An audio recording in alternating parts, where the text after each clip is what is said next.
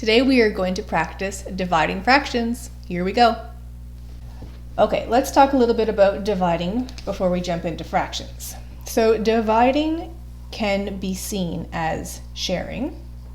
That's probably your first experience with division. You had a certain amount and then you had to share it into equal groups. So we're really going to go back to the very beginning of division and remember that division can be seen as sharing. Sometimes the idea of sharing doesn't really help us with fractions. Sometimes we need to look at it as counting groups. So sometimes you're going to have a number divided by another number, and you need to see how many times that second number goes into that first number. Okay, so when we're faced with a division question, we are going to ask ourselves, is this the type of division question where I should think sharing, or is this the type of division question where I should think counting groups? You'll see what I mean when we get into our examples. A reminder that when we divide fractions, we do not need a common denominator. Common denominators are only necessary when we are adding or subtracting. We do still like to use our greatest common factor. This helps us reduce and simplify. Reduce and simplify mean the same thing. Okay, one other thing that is helpful to know. If I am dividing a number by a half,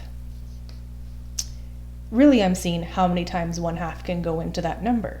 The result that dividing by a half has on a number is the same as if I were to double it. So dividing by a half is the same as doubling. Also, dividing by a third would then mean that I am actually just tripling a number. And as I'm sure you can imagine, dividing by a quarter actually just has the same effect as if I were to quadruple or multiply by 4. So this is really handy to know when I'm doing mental math with division of fractions. Pause if you want to and jot these things down. Okay, so remember, for each of these we're going to look at it and decide, is this a type of division question where I should think sharing or should I think counting groups? 3/4 divided by 3. In this case, I could best imagine 3/4 being shared into 3 equal groups. So this is a sharing type of question.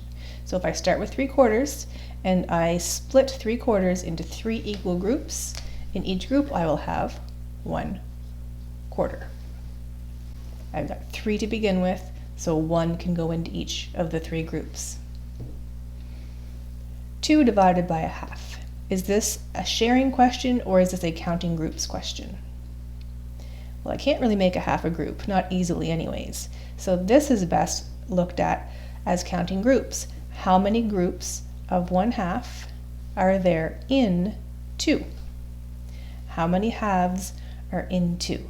You can imagine if you had 2 pizzas, how many half pizzas do you have? 1, 2, 3, 4.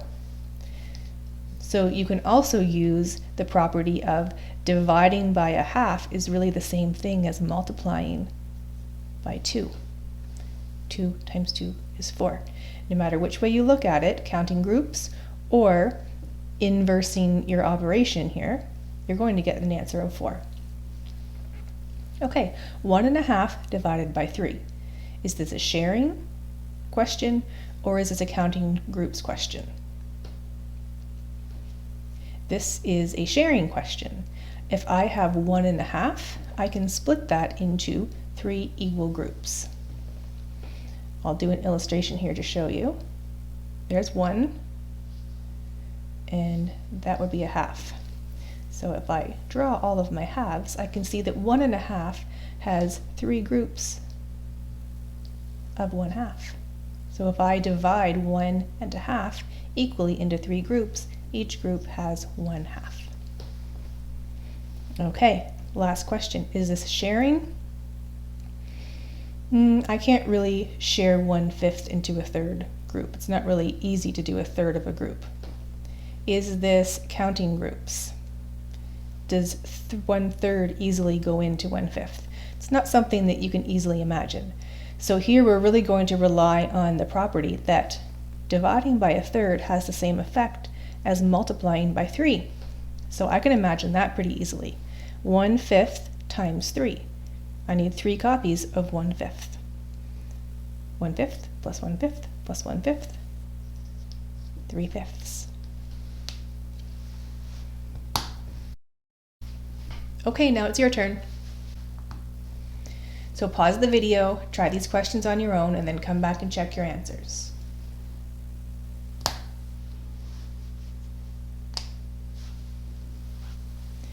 Okay, here we have a situation where we should count groups. How many groups of 1/4 go into 2? So I have 2. How many quarters are in 2? So I draw out my quarters. 1, 2, 3, 4, 5, 6, 7, 8. There are 8 quarters in 2. I also could have thought of this as dividing by 1/4 has the same effect as multiplying by 4. So 2 times 4 is 8. Okay, here we've got 2/5 divided by 2. This is a sharing question. 4/5, I need to split into 2 equal groups. Well, if I've got 4 of something, then each group would have 2 of that thing in it. So 2/5 is my answer. Another sharing question. I've got 2.5. I need to share that equally between 2 groups. So first let's split the whole number. Each group would have 1. And then we need to split a half into 2 groups. What is a half of a half? It is a quarter. 1/3 divided by 1/2. This is one of those questions where you really need to rely on the fact that dividing by 2 has the same effect as dividing by 1/2 has the same effect as multiplying by 2. So I need to find 2 copies of 1/3. So 1/3 and 1/3 gives me 2/3.